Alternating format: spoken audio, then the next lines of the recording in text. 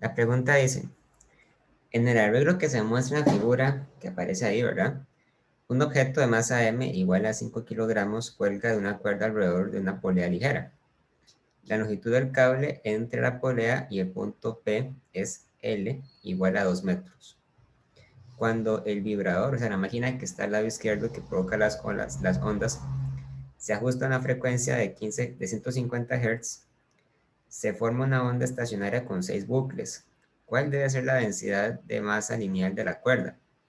¿Cuántos bucles, si existen, se producirán si m se cambia a 45 kilogramos? ¿Cuántos bucles, si existen, se producirán si m se cambia a 10 kilogramos? ¿Verdad? Entonces, bueno, lo importante es saber cómo interpretar la información que tiene en ese gráfico, ¿verdad? Entonces, en este gráfico aparece una línea que es la línea base de la cuerda, ¿verdad? Pero la cuerda es una onda que oscila con 6 bucles, ¿verdad? Viene una montañita, un valle, otra montaña, otro valle, montaña y otro valle, y llega a la polea, ¿verdad? Esta es la máquina que provoca las ondas, y aquí está la polea, y ahí la polea baja y sostiene un peso M.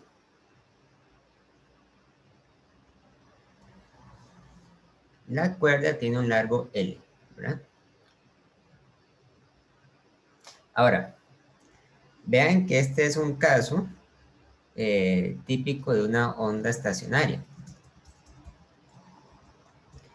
Y las ondas estacionarias se caracterizan porque tienen nodos y antinodos. En realidad, en este caso, podemos decir que el punto que se conecta al vibrador, al oscilador, es un nodo. Este que está aquí es un nodo. Este que está aquí es también un nodo. Este es un nodo. Este es un nodo. Este es otro nodo y este es otro nodo, ¿verdad? Entonces tenemos 1, 2, 3, 4, 5, 6 y 7 nodos. Hay 7 nodos.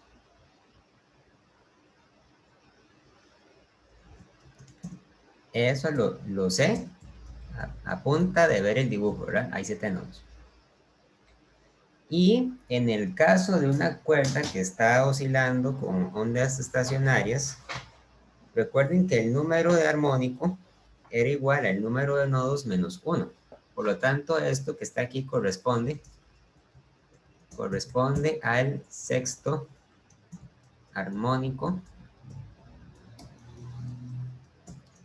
de la cuerda. Corresponde al sexto armónico de la cuerda. Muy bien. Recordemos, ahora sí, de lo que vimos la semana anterior, que existe una fórmula para relacionar el número de armónico con la longitud de onda y la frecuencia, ¿verdad? En una cuerda que está sujeta por sus dos extremos.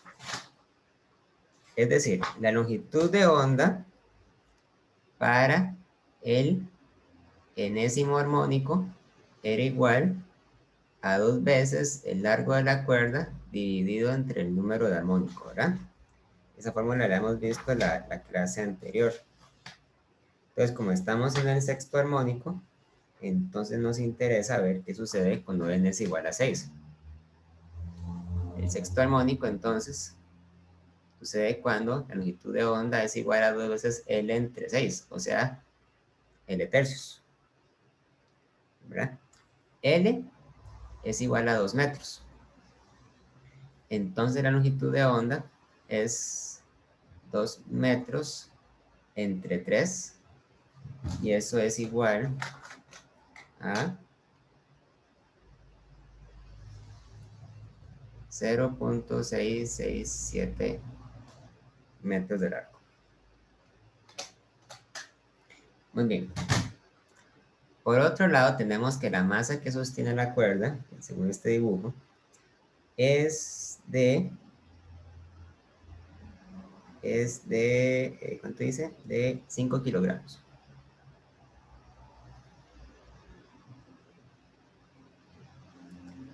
Eso nos da una idea, entonces, de cuál es la tensión que soporta este mecate, ¿verdad? Ahora, si la cuerda se comporta como una cuerda ideal, una cuerda ideal es aquella cuerda que es capaz de transmitir la tensión de manera uniforme a lo largo de la longitud de la cuerda, entonces podemos decir que la tensión tiene que ser igual, de hecho, al peso de la cuerda. Por lo tanto, la tensión es igual a la masa del bloque por la gravedad, o sea, es igual a 5 kilogramos por 9,8.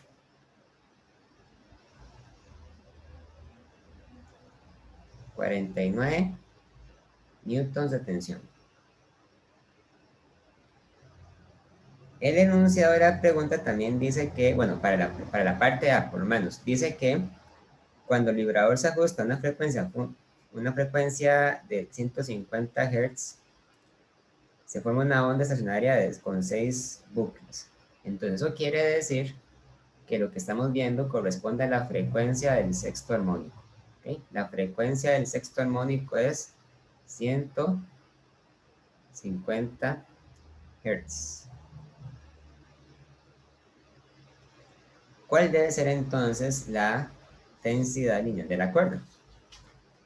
Entonces, bueno, este problema es, ¿verdad? Es simplemente aplicar la fórmula correcta. En el caso de una cuerda que está oscilando con sus dos extremos fijos, nosotros teníamos una fórmula que dice, ¿verdad? Que la frecuencia del enésimo armónico es igual a n dividido entre 2 veces el largo de la cuerda por la raíz cuadrada de la tensión entre la densidad lineal. ¿Okay? Esta fórmula significa simplemente que la frecuencia es igual a la velocidad de la onda en la cuerda dividido entre la longitud de onda enésima, ¿verdad? Eso es lo que quiere decir, porque esto que está aquí es la velocidad y esto que está aquí es el inverso de la frecuencia, de la longitud de onda, perdón, inverso de la longitud de onda.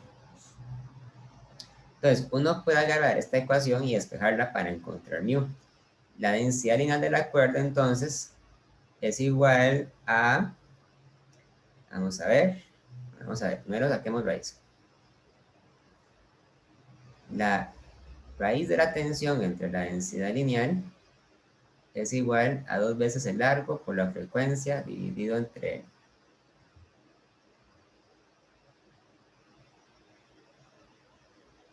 alguien me está preguntando, ¿ese es el largo total de la cuerda o hasta el nodo? ¿Cuál nodo? Hay 6 nodos, por eso pregunto cuál nodo.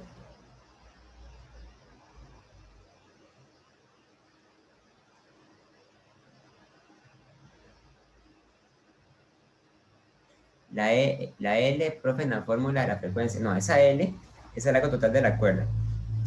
Esa L siempre es el largo total de la cuerda, porque si usted lo que está midiendo es la distancia entre dos nodos, eso siempre es la mitad de la longitud de onda. La mitad, sí. Pero esa L se refiere al largo de la cuerda. O por lo menos se refiere al largo de la parte de la cuerda que está oscilando, ¿verdad? El largo, digamos, que sobra, la parte que está sosteniendo la masa, esa parte no importa. Es el largo de la parte que está oscilando, ¿verdad? Entonces le damos al cuadrado, tensión al cuadrado entre mu, no, mentira, tensión entre mu es igual a 4 veces el largo al cuadrado por la frecuencia al cuadrado entre n al cuadrado. Entonces finalmente tenemos que mu es igual a es igual a n al cuadrado por la tensión dividido entre 4 veces L al cuadrado por la frecuencia al cuadrado. Entonces ya tenemos, ¿verdad? Tenemos que N es igual a 6. Tenemos que la tensión es de 49 newtons y que la frecuencia es de 150 Hz. Entonces esto es igual a 6 elevado a la 2 por 49 newtons dividido entre 4 por 2 metros por 2 metros al cuadrado por 150 Hz al cuadrado. Y eso da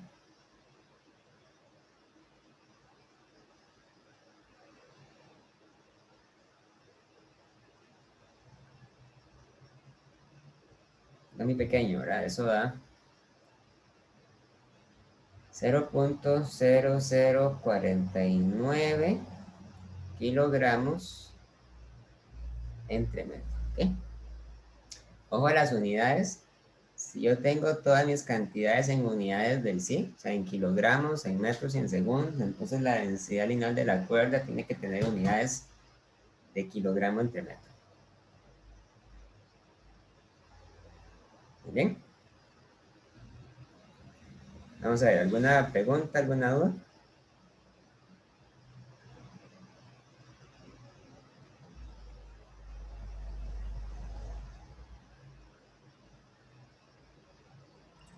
Todo bien. Está bien. Ok, vamos con la parte B. La parte B dice, ¿cuántos bucles, si existen, se producirán si M se cambia a 45 kilogramos? ¿Ok? O sea, si usted cambia este peso. Ahora, la idea de esta pregunta es asumir que usted sigue trabajando con la misma cuerda y por lo tanto el largo de la cuerda y la densidad de la cuerda no van a cambiar. Entonces, para la parte B, vamos a anotar estos datos. Sabemos que la densidad de la cuerda no va a cambiar, entonces mu va a seguir siendo 0.0049 kilogramos entre metro. El largo de la cuerda seguirá siendo de 2 metros, ¿verdad? Ahora, nos dicen que la masa se sustituye por otra que tiene un valor de 45 kilogramos. Eso quiere decir que la tensión está cambiando, ¿verdad? Quiere decir que la tensión ahora va a ser mg igual a 45 kilogramos por 9,8 metros entre segundo al cuadrado y eso tiene que ser igual a 441 newtons. Y vamos a suponer que la frecuencia sigue siendo la misma de la parte A, o sea, 150 Hz. El valor de la frecuencia se puede asumir que es el mismo porque lo que está provocando que la frecuencia sea de 150 Hz es justamente el oscilador, o sea, esta máquina, ¿verdad? Bueno, el vibrador, se llama vibrador, que lo que hace es introducir artificialmente una frecuencia a la cuerda, ¿verdad? Entonces eso se puede mantener constante. Entonces hay que ver si esta combinación de datos nos devuelve una cantidad de nodos, una cantidad de bucles positiva y constante y entera, ¿verdad? Entonces, la fórmula dice que la frecuencia del enésimo armónico es igual a, entonces, n entre 2L por la raíz cuadrada de la tensión entre la densidad lineal. Lo que yo quiero encontrar aquí es el valor de n. Entonces, n es igual a 2 veces el largo por la frecuencia dividido entre la raíz cuadrada de la tensión entre la densidad.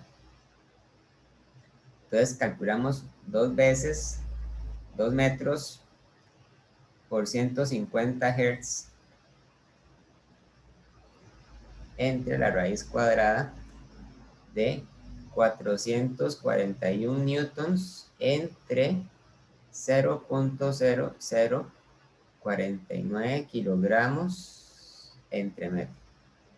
No es obvio, pero esta cantidad no tiene unidades, porque se cancelan las unidades de arriba con las de abajo. Y eso es igual a,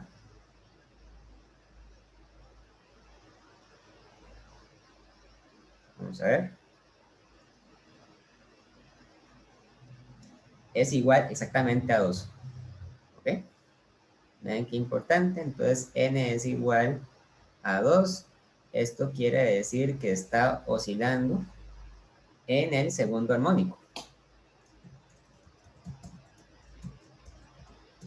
Entonces tiene que tener dos bucles. Entonces si yo hago un dibujo de la cuerda, en este caso, entonces yo tendría a la máquina que hace la vibración, ¿verdad? Y la cuerda se vería así, un bucle y otro bucle, y ahí se une con la polea y sostiene la masa M. ¿Ok? Pero ahí entonces tenemos dos bucles o tenemos tres nodos.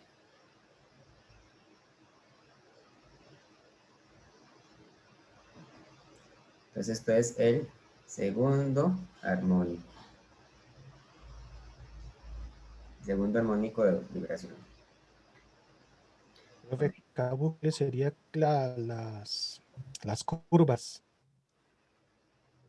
Sí, la palabra bucle quiere decir eso, quiere decir cuántas curvas se forman. Vamos, esto que está aquí es un bucle y este que está aquí es otro bucle. Entonces, Ah, ok, gracias.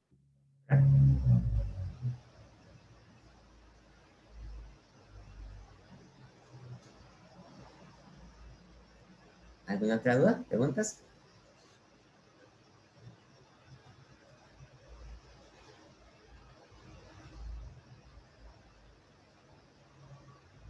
Vamos con la C.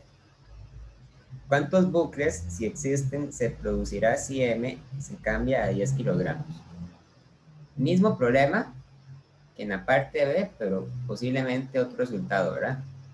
Entonces, la frecuencia siguen siendo 150 Hz. La densidad sigue siendo 0.0049 kilogramos entre metro. Y el largo de la cuerda sigue siendo de 2 metros. Lo que cambia es la masa, porque ahora la masa es de 10 kilogramos. Y por lo tanto la tensión cambia.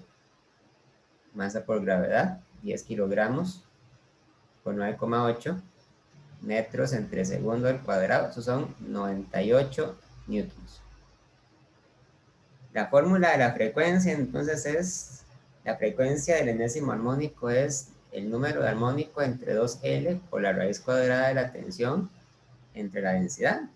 Y por lo tanto n es 2 veces el largo por la frecuencia entre la raíz cuadrada de tensión entre densidad. 2 veces 2 metros por 150 Hz dividido entre la raíz cuadrada de 98 newtons entre 0.0049 kilogramos entre metro. Calculamos cuánto da.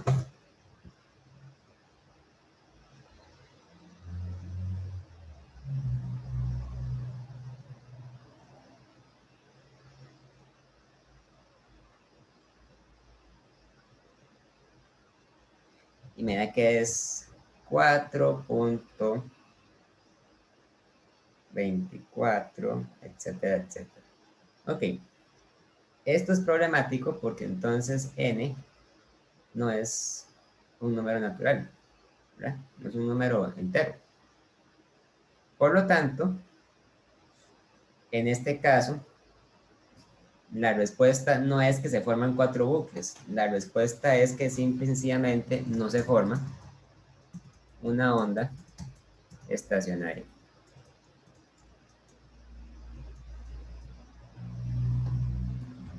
No se forma una onda estacionaria porque no se dan las condiciones para garantizar que los dos extremos sean nodos.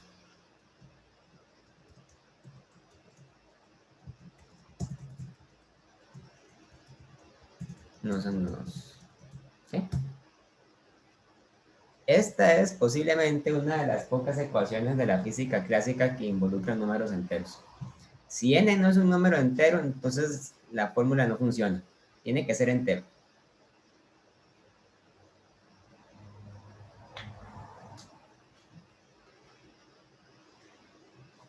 ¿Ok? ¿Alguna duda, alguna pregunta?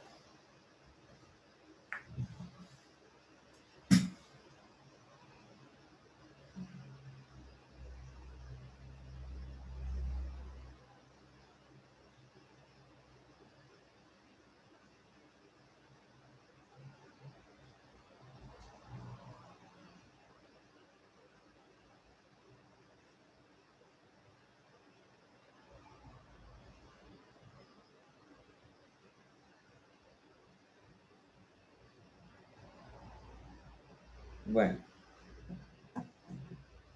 veamos otro ejemplo.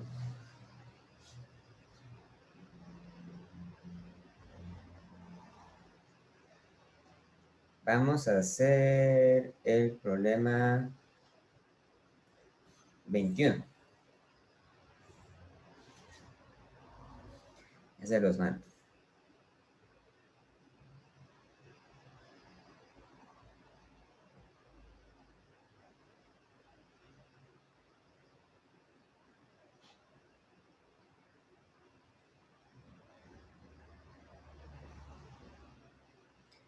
El problema 21 dice, la frecuencia fundamental de un tubo de órgano abierto corresponde al do medio.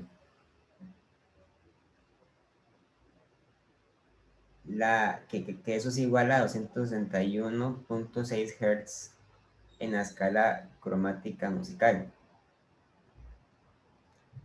La tercera resonancia de un tubo de órgano cerrado tiene la misma frecuencia.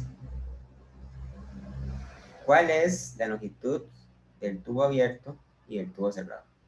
O sea, un tubo que tiene las dos tapas abiertas, uno que tiene una tapa cerrada y otra abierta, ¿verdad? Por supuesto.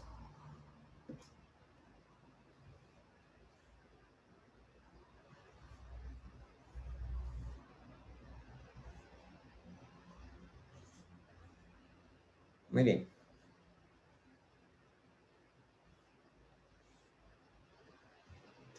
Entonces, primero tenemos el caso del tubo abierto.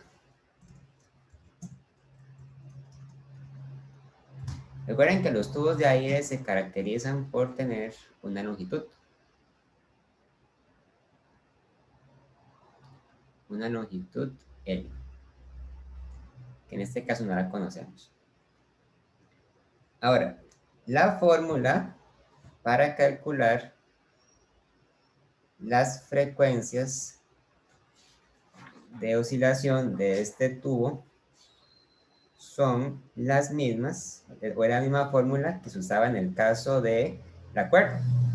Entonces, la frecuencia, la frecuencia de oscilación corresponde a n veces la rapidez del sonido entre 2 veces el largo del tubo.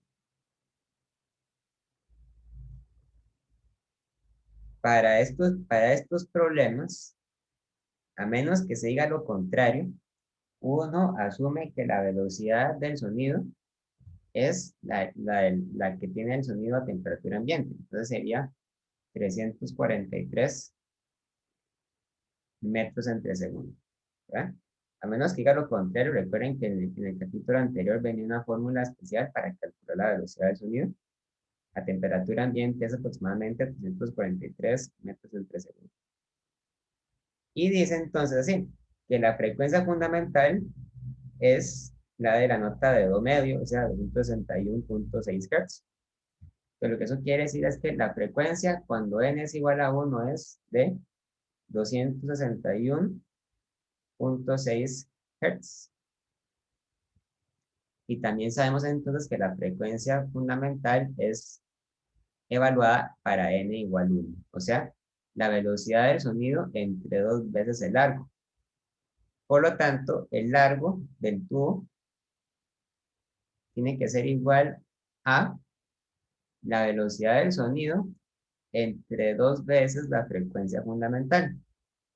Y el largo del tubo es igual a 343 metros entre segundo dividido entre 2 veces 261.6 Hz. Ojo que esta cantidad nos queda como unidades en metros, ¿verdad? Y eso es igual a, bueno, esto no quedó muy bonito, ¿verdad? 261.6. Esto es igual a 0.656 metros aproximadamente. Eso es lo que puede medir, por ejemplo, el tubo en un órgano, ¿verdad? Como los que hay en las iglesias muy viejas. 0.656 metros, o sea, 76 centímetros casi.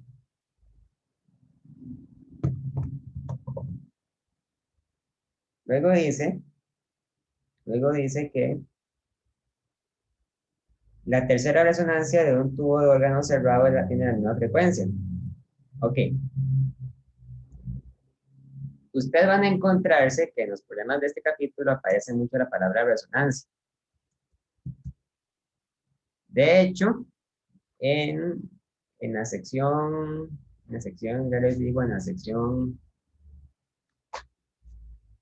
17.5 explican lo que es la resonancia. Lo que pasa es que yo creo que a veces si uno se lee esa sección sin ninguna explicación adicional, es un poco complicado entender qué es la resonancia. De hecho, yo personalmente yo no entendí lo que era la resonancia hasta que llevé un curso de mecánica avanzada en la carrera de física. Entonces, vamos a decir simplemente que para los propósitos de este curso, la palabra resonancia quiere decir frecuencia con la que oscila una cuerda o un tubo en algunos de sus armónicos. Nada más. Entonces, si la pregunta que estamos leyendo dice que la tercera resonancia de un tubo de órgano cerrado es tal, entonces eso quiere decir que se está refiriendo a la frecuencia con la que oscila el tercer armónico, simplemente, ¿verdad? Ahora bien, el tubo cerrado tiene una tapa cerrada y otra abierta. Este otro tubo tiene una longitud, ¿ok? Pero como es un tubo diferente, vamos a llamar a esta la longitud L' para diferenciar L' de L de esta L. La pregunta dice entonces que la tercera resonancia de un tubo de órgano cerrado tiene la misma frecuencia. Entonces, este tubo también está oscilando a 261.6 Hz. Ahora, recuerden que las oscilaciones en las ondas estacionarias de un tubo cerrado tenían una fórmula diferente que para el tubo abierto. En el caso de un tubo cerrado, la fórmula que viene en el libro es que la frecuencia del armónico M es igual a M por la velocidad del sonido entre 4 veces el largo, el largo del tubo, ¿verdad? Donde M es un número natural y corresponde al número de armónico, ¿verdad?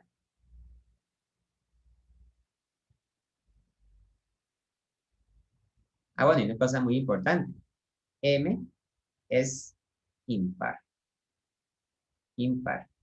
¿Verdad? ¿Se acuerdan que los tubos cerrados solamente tenían armónicos impares? O sea, tenían primer armónico, tercer armónico, quinto armónico, pero no tenían armónicos pares.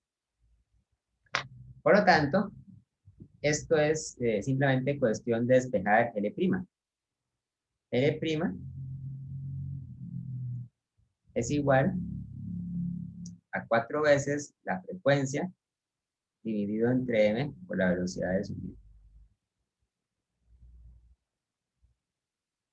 No, mentira, los tengo mal. L es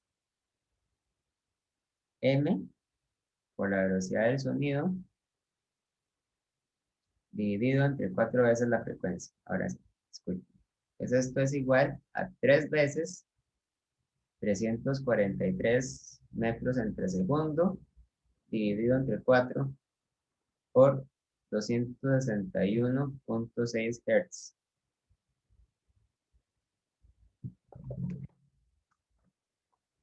Y eso es igual a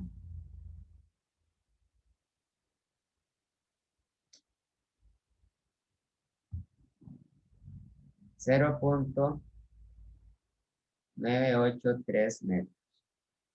Se requiere un tubo más largo con la tapa cerrada para producir la misma frecuencia.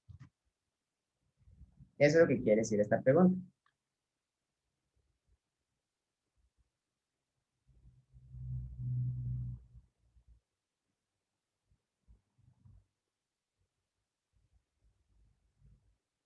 ¿Ok? Vamos a ver. ¿Alguna duda?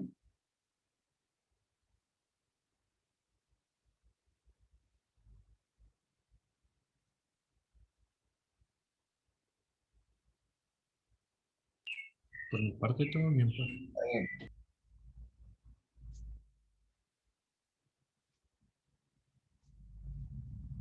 Ok, hagamos un ejemplo parecido.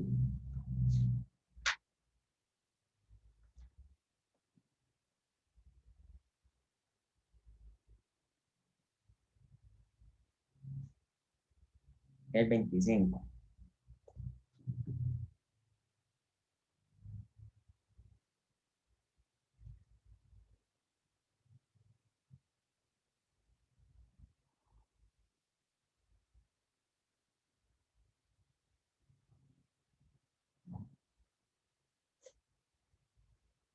Dice el 25 entonces. Un tubo de vidrio abierto en ambos extremos de longitud L se coloca cerca de una bocina de audio de frecuencia F igual a 680 Hz. ¿Para qué valores de L resonará el tubo con la bocina? Entonces aquí utilizamos otra vez la palabra resonancia. Resonará. En el problema 25, pues tenemos una bocina. Una bocina es simplemente una máquina que emite sonido, como por ejemplo la bocina de un carro, ¿verdad? Pero la frecuencia con la que sale la bocina, con la que sale la bocina siempre es de, en este caso, 680 Hz.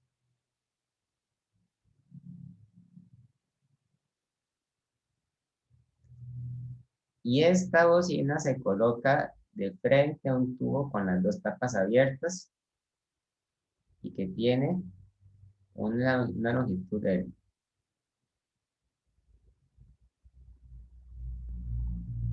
Entonces, lo que sucede aquí es lo siguiente. Cuando la frecuencia de la bocina corresponde con la frecuencia de uno de los armónicos del tubo, se da la resonancia. La resonancia sucede cuando la frecuencia de una fuente corresponde con la frecuencia del armónico de un objeto, como por ejemplo la cuerda o un tubo de aire. Y cuando sucede la resonancia, entonces el sonido que se produce eh, suena con mayor intensidad, o sea, se produce un sonido a gran intensidad.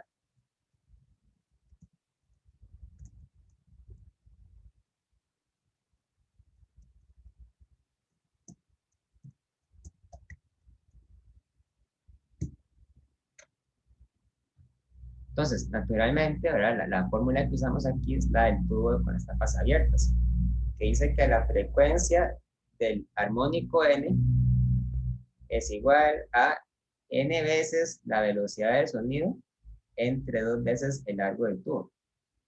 Claro, en esta pregunta hay que asumir que la velocidad del sonido es la misma que usamos anteriormente, o sea, es de 343 metros entre segundo. Entonces, la cuestión es ver para qué valores del largo sucede que la frecuencia del armónico n es 680. Entonces, lo que hacemos aquí es despejar L. L es igual a n veces la velocidad del sonido entre 2 veces la frecuencia. ¿Ok? Entonces, vean que en realidad el número de posibilidades es infinito. O sea, pueden haber infinitos valores de largo que producen esa frecuencia. Pero lo que tienen en común es que todos son un múltiplo de la velocidad del sonido entre 2 veces la frecuencia. ¿Ok? Entonces sería un múltiplo de 343 metros entre segundo entre 2 veces 680 Hz.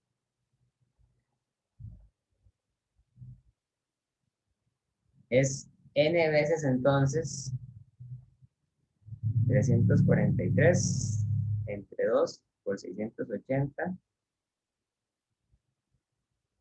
n veces 0.252 metros.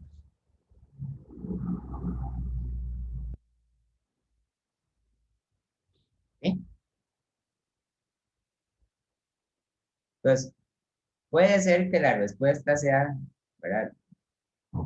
Simplemente 0.252 metros, o puede ser también el doble de eso, o el triple de eso, o 4 veces eso, ¿verdad?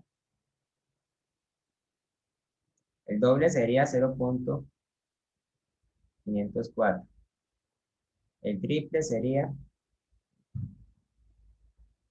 0.756, ¿verdad? Y ahí sí.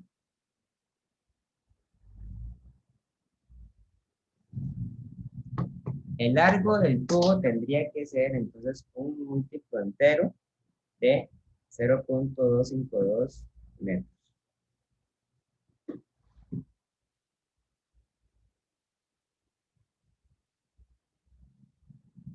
Muy bien. ¿Preguntas, dudas?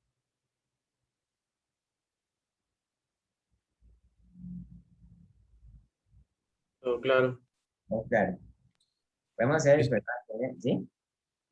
no, no es una pregunta del programa, pero me surgió la curiosidad a la hora de crear aislamientos, sonido en las paredes o cosas así. O es otro principio que ajusta para aislar el sonido. Es que no le escuché una parte de la pregunta. ¿Podría repetir otra vez, por favor? Claro, que sí, bueno, esos principios como tal, con la frecuencia y todo, porque bueno, al principio hablamos la clase pasada de cómo cuando se están no, ¿cómo es? Que puntos donde no, o sea, la onda casi que se cancela, eso, ¿verdad? Lo destructivo. Que si ese mismo principio se aplica a la hora de, por ejemplo, la construcción o a la hora de aislamientos en sí, o es completamente diferente. Bueno, es que un aislamiento es cuando usted físicamente coloca un objeto que tiene como propósito impedir que pase el sonido, ¿verdad? Entonces, en ese caso, supongo que lo importante es que el objeto que usted pone esté hecho de un material que se resista a oscilar, ¿verdad? Una pared, por ejemplo, una pared muy gruesa oscila menos que una pared delgada. Supongo que la explicación de eso es más complicada, ¿verdad? Depende de las propiedades químicas de esa pared o de ese objeto. O sea, nosotros estamos viendo lo que sucede cuando las ondas pueden viajar sin toparse con ningún obstáculo, o por lo menos con muy pocos obstáculos, como el aire, por ejemplo. Pero lo que usted me está preguntando es lo que sucede cuando las ondas chocan contra una pared o contra un objeto sólido. En este caso es mucho más complicado, es una teoría que supongo que depende mucho de las propiedades mecánicas de las paredes, pero es algo de lo que yo honestamente no sé, o sea, no podría contestarle eso. Está bien, gracias. Es parecido, por ejemplo, lo que vamos a ver después, que trata sobre las paredes que son aislantes térmicos. Las paredes que son aislantes térmicos se caracterizan porque tienen una propiedad, digamos, que es el coeficiente de aislamiento.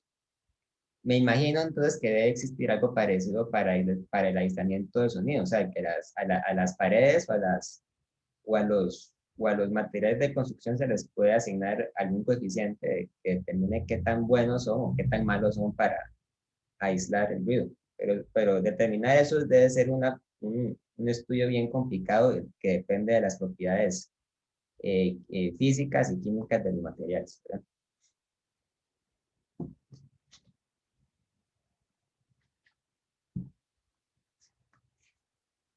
Ok, ok, vamos a ver.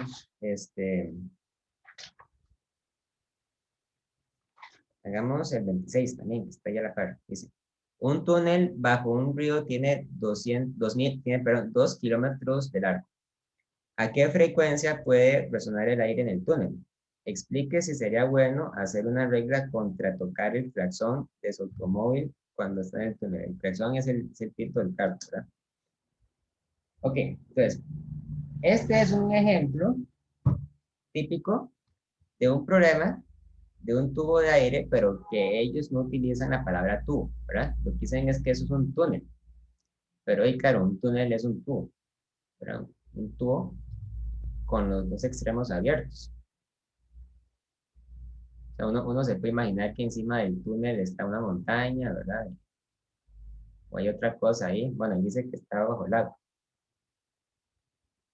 Pero esos detalles en realidad no son importantes. Lo único que es importante es saber que en un túnel las dos entradas están abiertas y por ambas entradas hay un flujo de aire. Aire y aire. El largo del túnel, entonces, mide, según esto, 2 kilómetros. O sea, mide 2000 metros.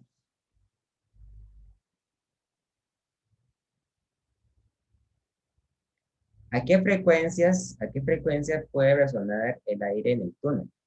Bueno, puede resonar cuando la frecuencia es justamente la de un oscilador, la de un armónico del túnel, que sería entonces n veces la velocidad de sonido entre 2 veces el largo del túnel, que sería entonces n veces 343 metros entre segundo, entre 2 veces 2000 metros.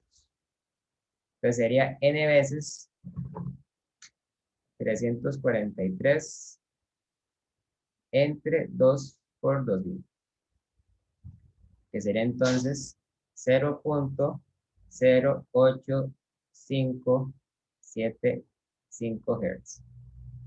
Bien. Esto es muy importante porque si una persona que está dentro del túnel toca el claxon, o sea, toca el pito del carro, y el pito del carro, por alguna casualidad, oscila con esta frecuencia o con un múltiplo de esa frecuencia, entonces el ruido que genera el pito va a viajar y va a regresarse de un lugar a otro dentro del túnel. Va a producir un escándalo. O sea, hasta podría ser peligroso. Va a producir una onda estacionaria, ¿verdad? Entonces, a esas frecuencias aparecerían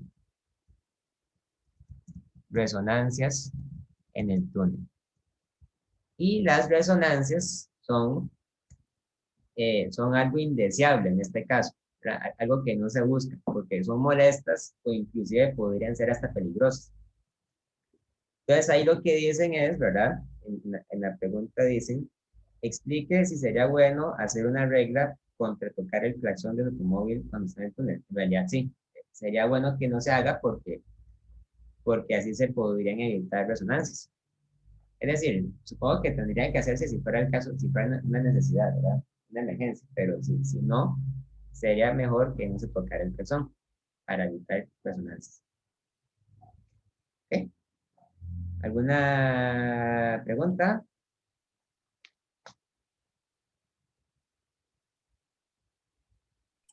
También podríamos decir que sería bueno revivirlo porque hay muchos puntos donde haría resonancia. No, o O sea sea, que haría resonancia en cualquier punto dentro del túnel, en cualquier punto.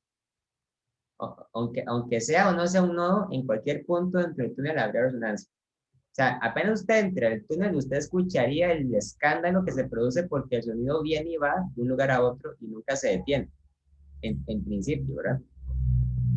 sí, perdón, quería decir más bien que prohibirlo porque la frecuencia, digamos, el cambio de frecuencia es muy bajito, como es 0,085. Entonces casi que cualquier claxon terminaría siendo resonancia. Entonces, no sé si podría explicarlo, si uno podría explicarlo así.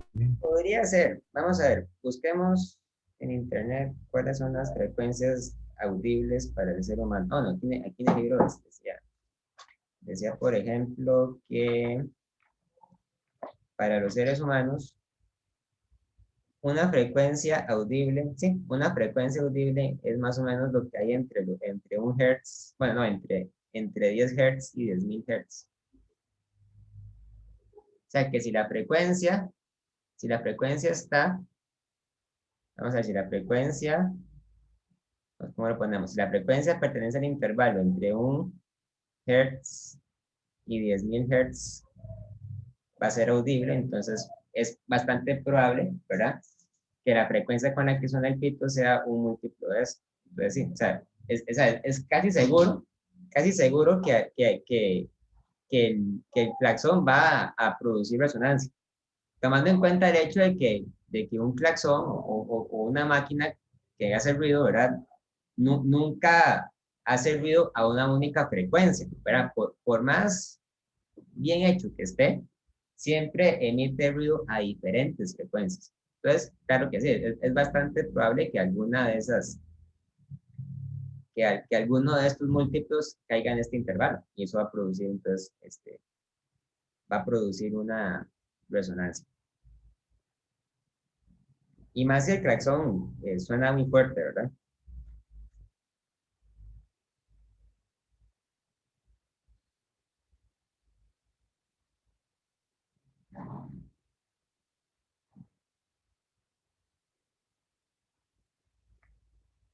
Muy bien. Ok, vamos a hacer otro problema. Tal vez me gustaría hacer un problema de interferencias en lugar de uno de ondas estacionarias, que es lo que hemos estado viendo ahora. Vamos a hacer esto. Vamos a hacer el problema 42.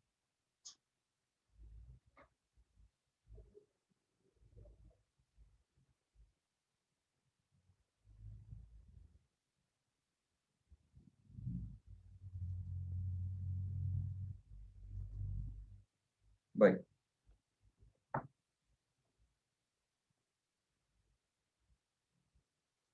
Ok.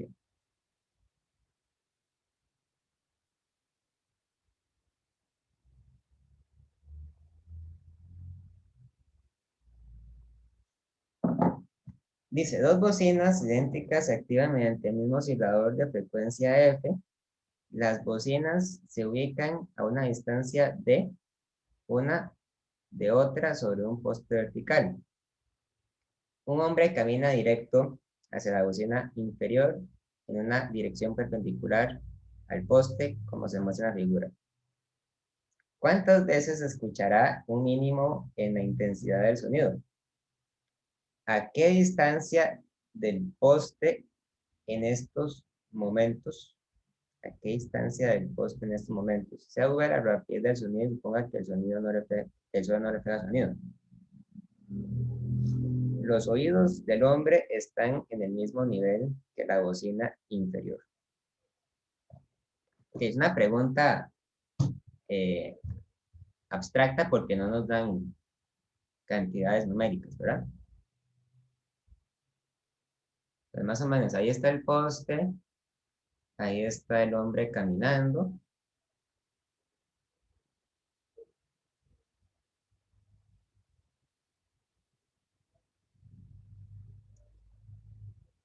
Vean que V no es la rapidez con la que camina el hombre, ¿verdad? Es la rapidez del sonido.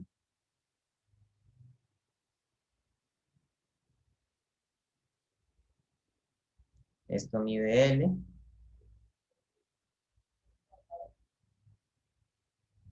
Y esto mide D. Y hay que suponer que el hombre se encuentra más o menos a la misma altura que la bocina de abajo.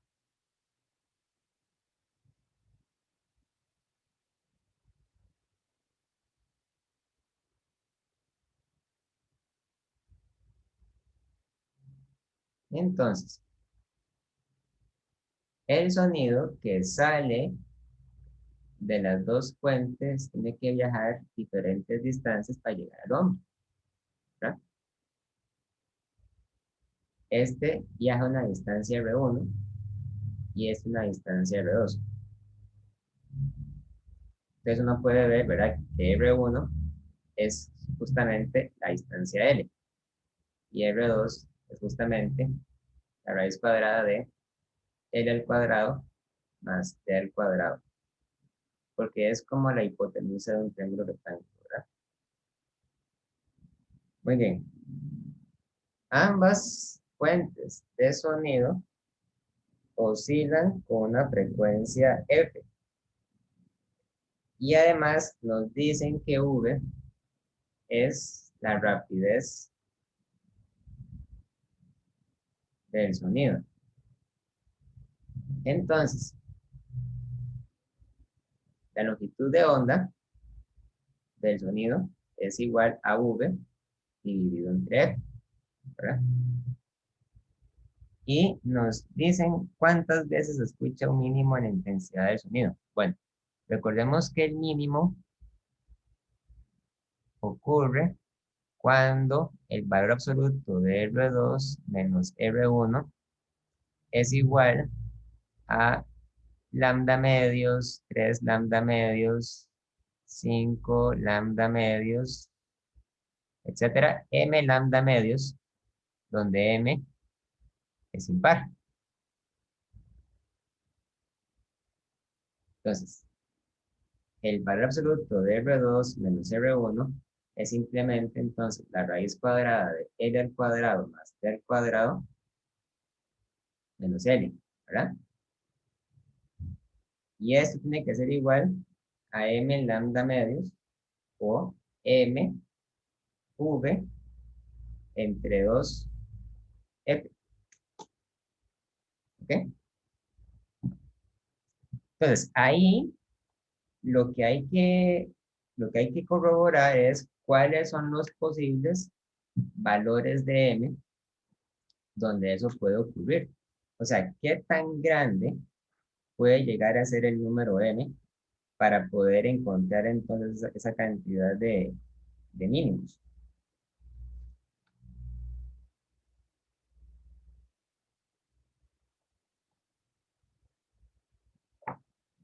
¿Ok?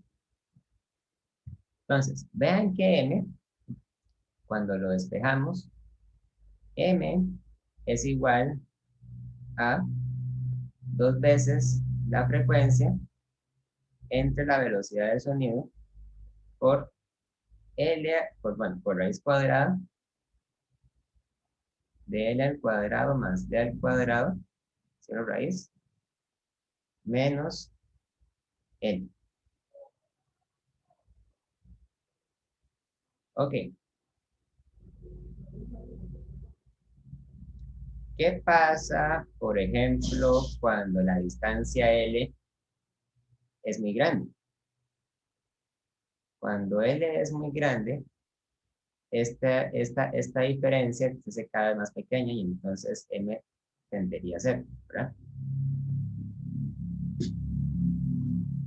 Entonces, vamos a ver cómo lo podemos plantear eso.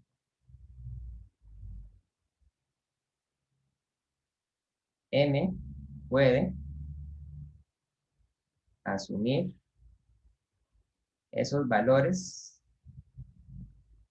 cuando el resultado es un número impar.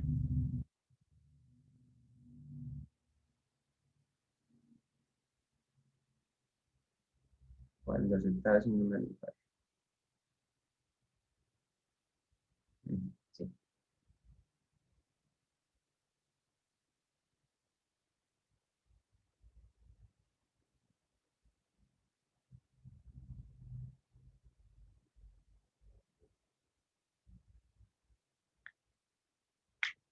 Ok.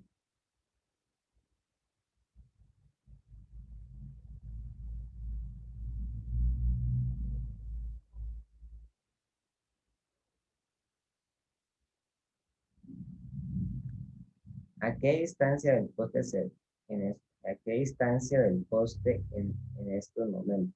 Está en estos momentos. Oh, hay que encontrar valores de L que se en eso. Ok. Entonces, la distancia L se despejaría de esta manera. La raíz cuadrada de L al cuadrado más D al cuadrado menos L es M por v entre 2f. Saco, mando ese término para el otro lado, entonces me quedaría raíz cuadrada de al cuadrado más d al cuadrado es igual a m por v entre 2 por f más l. Y ahora elevo al cuadrado.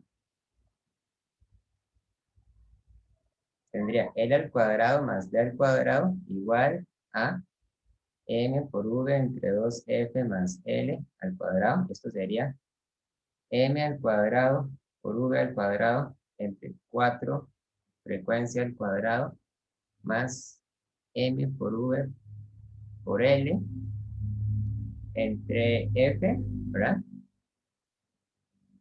Más L al cuadrado.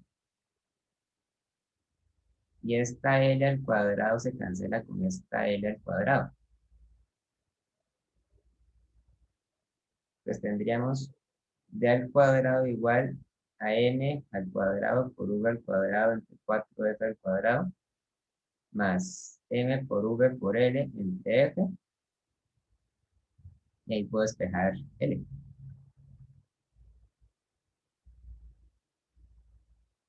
Ahí puedo despejar L. L sería F entre M por V por D al cuadrado menos M al cuadrado por V al cuadrado entre 4F al cuadrado.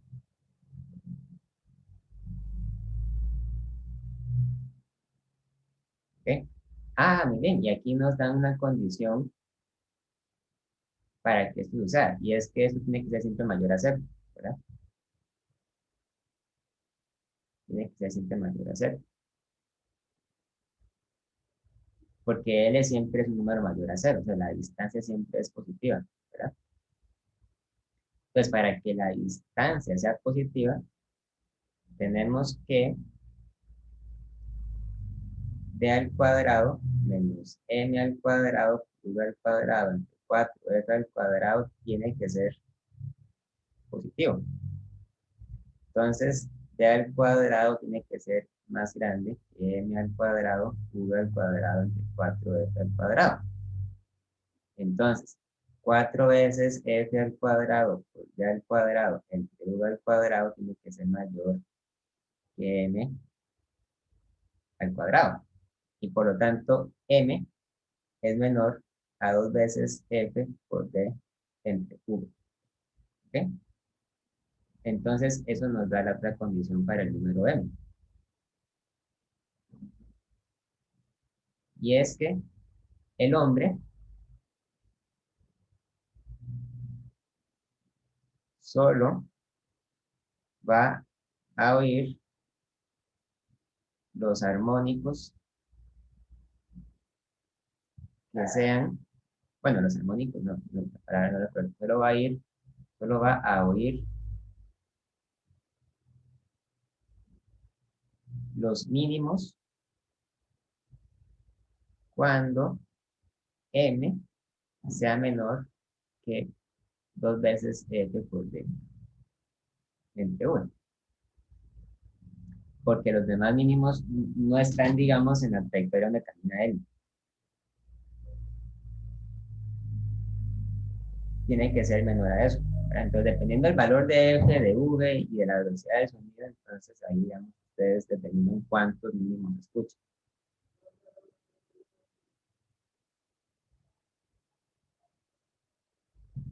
Y la distancia a la que sucede eso sería entonces esta, ¿verdad? A esa distancia se escuchan los mínimos.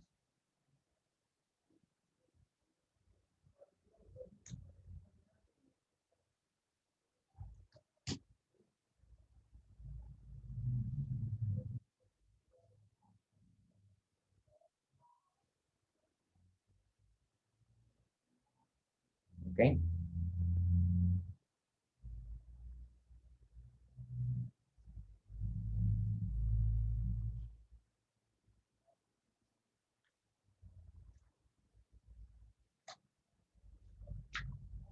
Bueno, vamos a ver.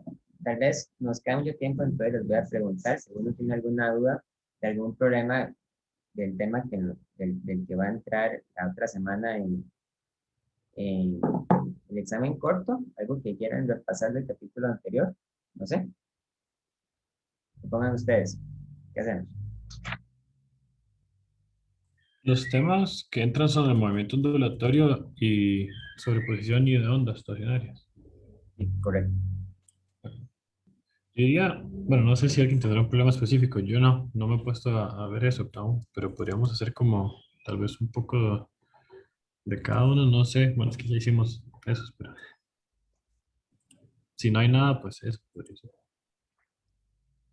Puede ser algo de ondas de movimiento ondulatorio. Bueno, hagamos algo que tenga que ver con las dos cosas. Hagamos el problema 5.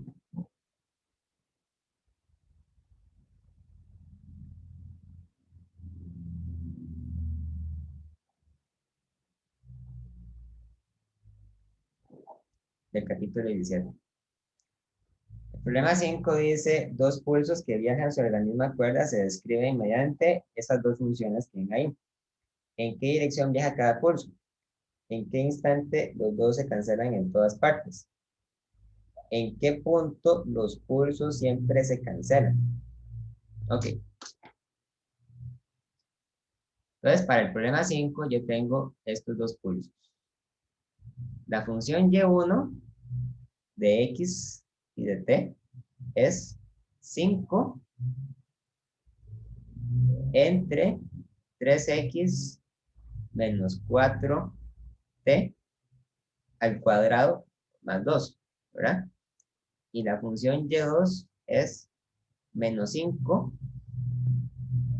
entre 3x más 4t menos 6 al cuadrado, menos 6, qué bonito, menos 6 al cuadrado más 2. Ahí asumimos que las unidades son las mismas, ¿verdad? Ok. ¿En qué dirección viaja cada pulso? Recordemos que, según la teoría, una onda es siempre una función de x menos u de t. ¿Ok? En este caso viaja hacia la derecha. O, si la función es x más u de t, entonces viaja hacia la izquierda. Vamos a ver. ¿Cuál tendría que ser, cuál sería de hecho el valor de la velocidad del pulso 1?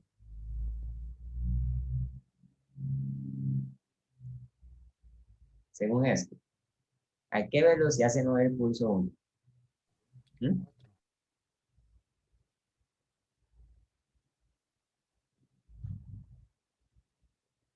Yo tendría que deducir. 4. No, no es 4. Yo tendría que deducir qué es la U. Cierto, sí, porque está. Ajá, casi, ¿verdad? Sería, Y1 yo lo puedo escribir como 5 entre, paréntesis, saco el 3 a factor común, paréntesis, x menos 4 tercios de t, paréntesis, paréntesis al cuadrado, más 2, ¿verdad? Entonces, esto que está acá, en este paréntesis, es el argumento de la función f. O sea, esto que está aquí es, entonces, f de x menos 4 tercios de t, ¿verdad?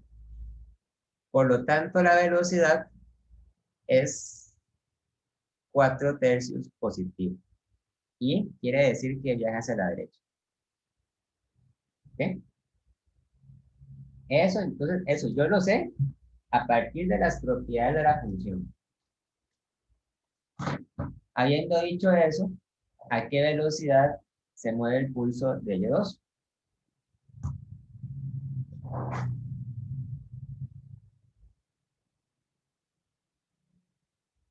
¿A qué velocidad se mueve el pulso de Y2?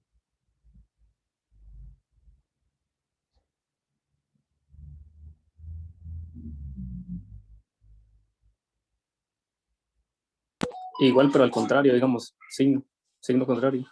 ¿Ok? Sí, ¿verdad? No contrario. Yo puedo escribir Y2 como menos 5 entre paréntesis 3 paréntesis, entonces aquí sería x más 4 tercios de t menos 6 tercios, que son 2, ¿verdad? Paréntesis, paréntesis al cuadrado, más 2. Entonces, esto que está acá sería el argumento. X más 4 tercios de t.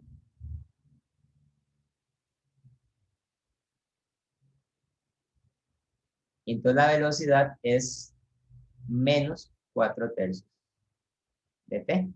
Viaja hacia la izquierda.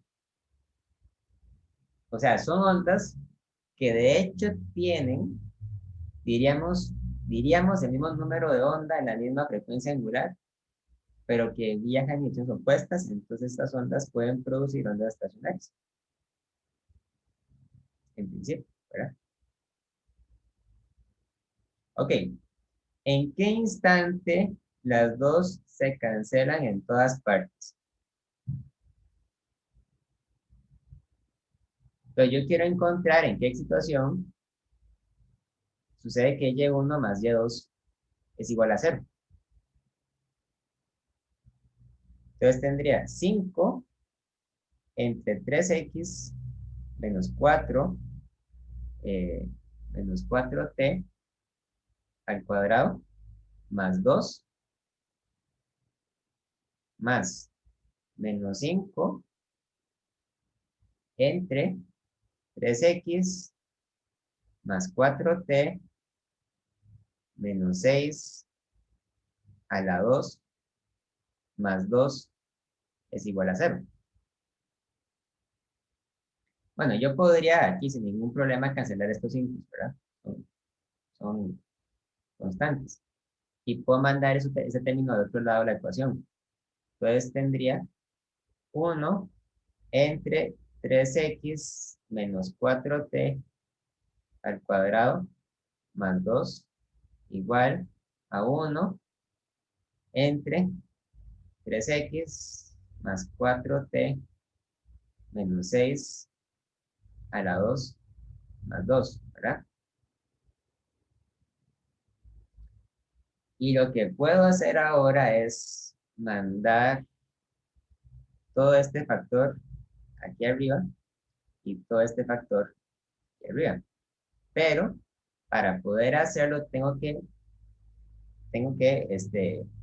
exigir, ¿verdad? La condición de que mientras que 3x menos 4t a la 2 más 2 sea diferente de 0 y 3x más 4t menos 6 a la 2 más 2 sea diferente de 0, entonces yo puedo decir que 3x más 4t menos 6 a la 2 más 2 sea igual a 3x menos 4t a la 2 más 2, ¿verdad?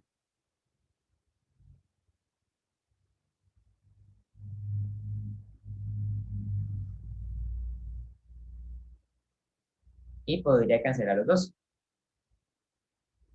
Entonces, esto queda como 3x más 4t menos 6 a la 2 es igual a 3x menos 4t a la 2. Y entonces tendría que resolver esa ecuación para despejar qué valores de t o qué valores de x permiten eso, ¿verdad?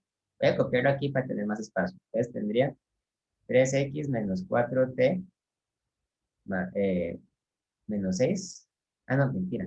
Aquí era 3x. A ver, aquí eran 3x más 4t. ¿verdad? 4t menos 6.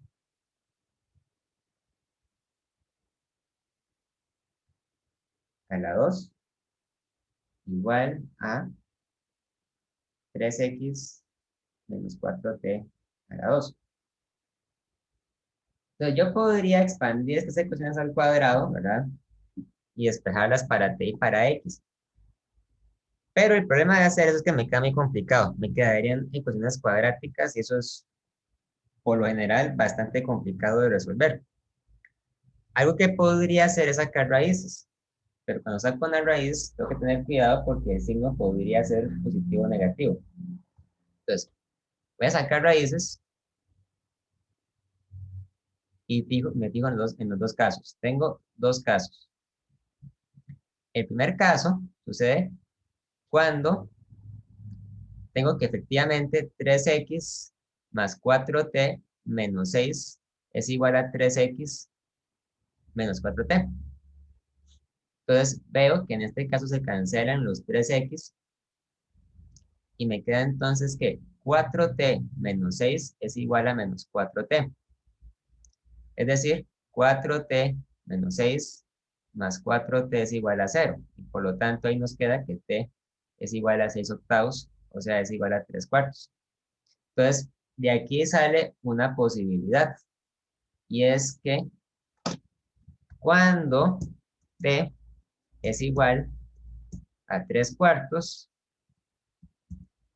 o sea, es igual a 0.75 segundos, o la unidad que sea, ¿verdad? No sé qué unidades serán. Entonces, las dos ondas se cancelan para cualquier valor de x, indistintamente cuál valor de x sea. No importa el valor de x, siempre se cancelan, porque el valor del t es el justo para que se cancele. ¿De acuerdo? Ahora, el otro caso que uno tiene que considerar cuando saca raíz es el caso en el que 3x más 4t menos 6 sea igual a menos 3x menos 4t, ¿verdad? Porque cuando uno saca raíz, ¿verdad? Cuando uno entiende, por ejemplo, no sé, que a es igual a b al cuadrado, entonces b es igual a más o menos raíz de a, ¿verdad? Entonces estamos haciendo acá. Entonces, en este caso se permite entonces que 3x más 4t menos 6 sea igual a menos 3x más 4t. Entonces vean que vacilón, porque entonces ahora se cancelan los 4t's. Nos quedaría entonces que 3x menos 6 más 3x es igual a 0. Y por lo tanto, x es igual a 6 sextos, o sea, 1. Entonces ahí sucede lo contrario. Cuando x es igual a 1, o 1 metro, supongo, las dos ondas se cancelan para cualquier valor de t.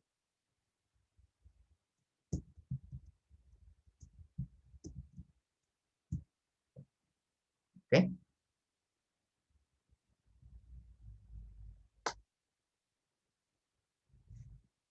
O sea, podríamos decir que x igual 1 metro sería un nodo en este caso.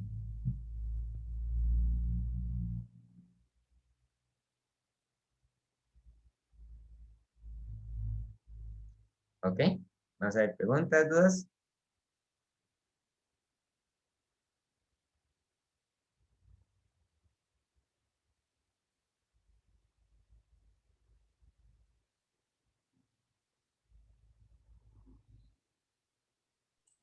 Todo bien, profe.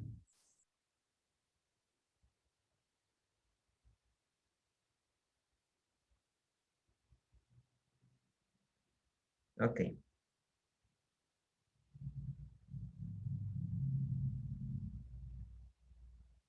Vamos a ver otra pregunta de estas.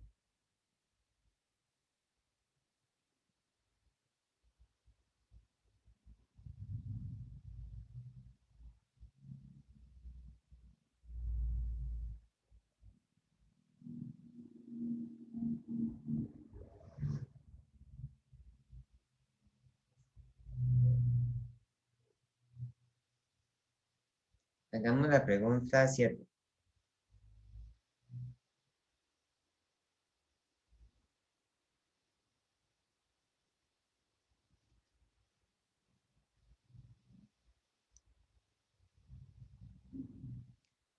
La pregunta 7 dice, dos ondas sinusoidales en una cuerda están descritas por las funciones de onda.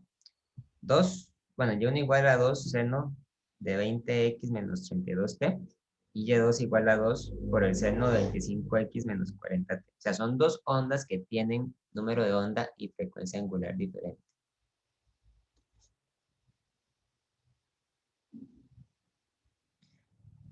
¿Cuál es, bueno, donde x, y1 y y2 están en centímetros y t en segundos? ¿Cuál es la diferencia de fase entre estas dos ondas en el punto x igual 5 centímetros y t igual 2 segundos?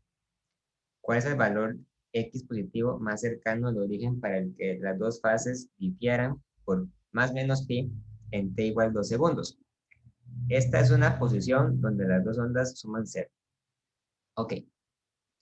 Entonces, para este problema tenemos entonces que y1 es igual a 200 por el seno de 20x menos 32t y y2 es 200 por el seno de 25x menos 40t, ¿verdad? Entonces, en la pregunta A, en x igual 5 centímetros y t igual 2 segundos, entonces uno calcula las fases de cada onda, ¿verdad? Para que no haya ninguna duda, cuando una pregunta les piden las fases, lo que le están pidiendo es que averigüen cuál es el número que está dentro del seno o del coseno, ¿verdad? Indistintamente de que sea un seno o un coseno, uno puede encontrar las fases calculando lo que está dentro. Entonces, la fase de y1 es 20x menos 32t, ¿verdad? Entonces sería 20 veces 5 menos 32 veces 2, ¿verdad? Esa fase está en radianes y es igual a 36 radianes. Por otro lado, la fase de y2 sería 25x menos 40t. Entonces sería 25 veces 5 menos 40 veces 2, ¿verdad? Entonces eso es 25 por 5 menos 40 por 2, 45 radianes.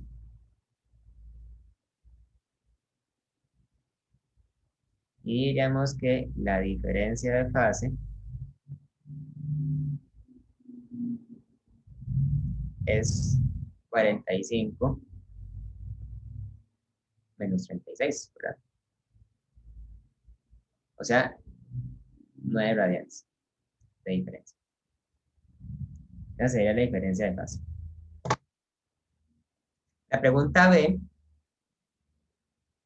dice, ¿cuál es el valor de x positivo más cercano al origen para que las dos fases diferan por más menos pi? Ok. Antes de llegar a esa parte, ¿hay alguna pregunta con la parte B?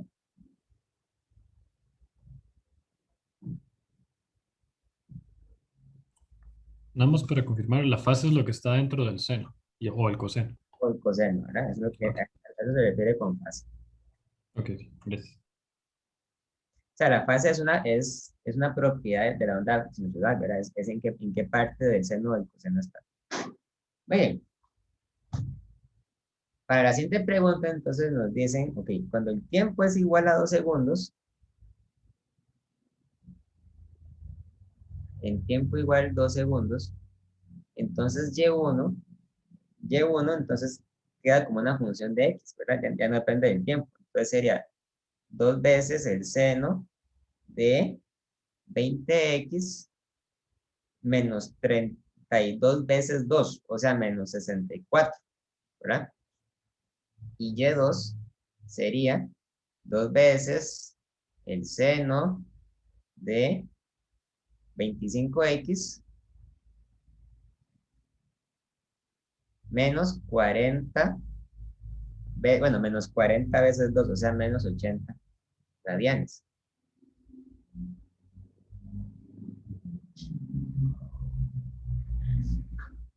Ah, bueno, pero aquí hay una cosa muy importante, ¿cierto? Que no mencioné. Recordemos que, las ondas, ¿verdad? Son cíclicas. Entonces, una diferencia de fase,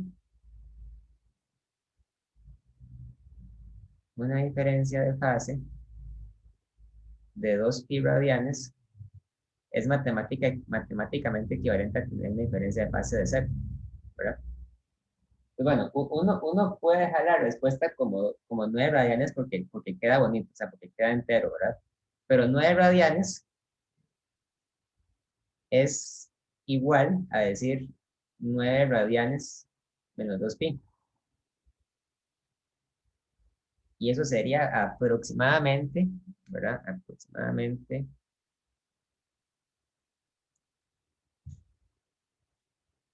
2.71 radianes.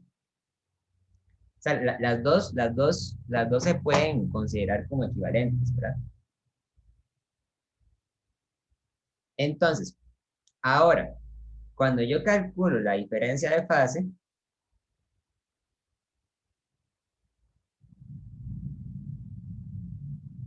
tendría que agarrar, ¿verdad? Lo que está aquí y restar lo que está acá, ¿verdad?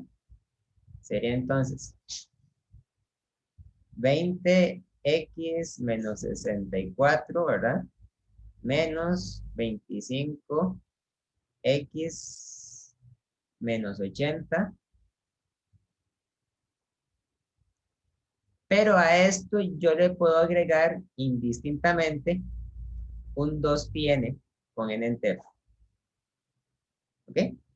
¿Por qué? Porque sumarle un 2pi, un 4pi, un 6pi, un 8pi, un 10pi, un 12pi, un múltiplo de 2pi, me produce una fase que es indistintamente la misma, ¿verdad? Es una propiedad del hecho de que las funciones sinusoidales se repiten cada 2pi. Entonces, yo lo que quiero es encontrar el valor de x más pequeño, pero positivo, que hace que esta diferencia de fase sea igual a más o menos pi. ¿Ok? Entonces, tengo que plantearlo de esta manera. 20x menos 64 menos 25x más 80 más 2πn va a ser igual a más menos pi. ¿Ok? 20 menos 25 es menos 5x, ¿verdad? Luego, menos 64 más 80 sería más 16 más 2πn igual a más menos pi. Y por lo tanto, tendríamos, bueno, que 5x es igual a más menos pi menos 16 menos 2πn, y por lo tanto x tendría que ser más menos pi menos 16 menos 2πn entre 5, ¿verdad? Ok. Hay que evaluar las posibilidades, ¿verdad? Para empezar, nosotros necesitamos que x sea positivo, ¿verdad? Y x solamente puede ser positivo cuando lo que está arriba en la fracción sea positivo, ¿verdad? En cuyo caso requerimos que la solución sea con más pi, no con menos pi, porque si fuera menos pi, entonces siempre daría negativo, ¿verdad? Entonces vamos a suponer entonces que x es efectivamente pi menos 16 más 2πn entre 5, ¿verdad? Ahora, x es positivo si pi menos 16 más 2πn es positivo. Y por lo tanto, pi menos 16 es mayor que 2πn.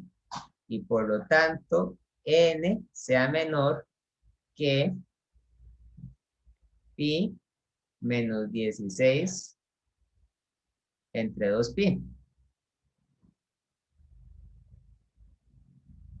¿Ok? Entonces, n tiene que ser menor a aproximadamente, ¿verdad? Vamos a decir ahí, aproximadamente a... ¿Cuánto es pi menos 16 entre 2pi? Está negativo, ¿verdad? Eso es menos 2.046, etcétera. ¿Ok? Entonces, consideramos el número entero que es menor a eso, o sea, n igual menos 3. Pues en ese caso tendríamos que x sería igual a pi menos 16 más 2pi veces, perdón, no, aquí cometí un error, ¿verdad? Sí, aquí era un menos, aquí era un menos, aquí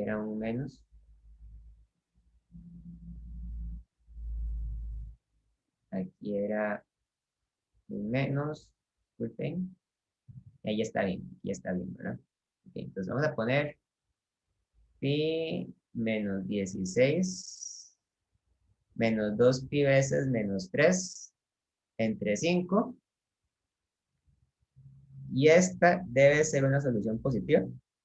Pi menos 16 más 6pi entre 5 es 1.20, casi 1.20 metros. Ok.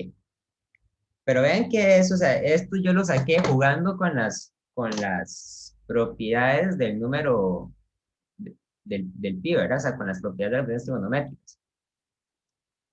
Esta sería una posibilidad, ¿verdad? Una posibilidad. Una posibilidad.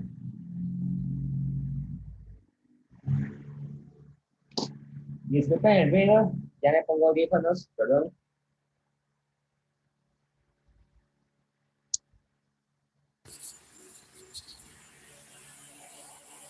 Ok, y la otra posibilidad es tomando esto con un menos. Entonces la otra posibilidad era cuando aquí tenía un menos, ¿verdad? Entonces sería que x sea igual a menos pi menos 16 menos 2pi n entre 5, ¿verdad?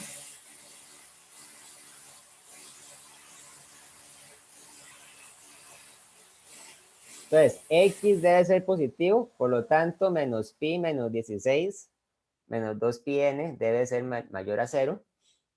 Y entonces,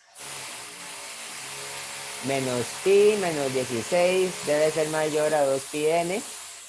Y por lo tanto, n debe ser menor a menos pi menos 16 entre 2pi. Que esto es aproximadamente igual a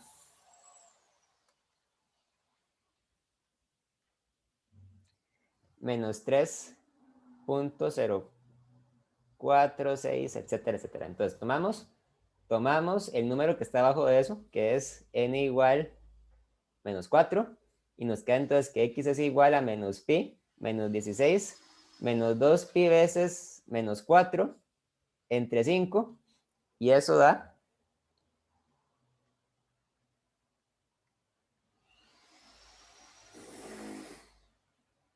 lo mismo, de hecho, da 1,20. Entonces, cualquiera de las dos es la respuesta correcta. Puede ser este o puede ser este otro.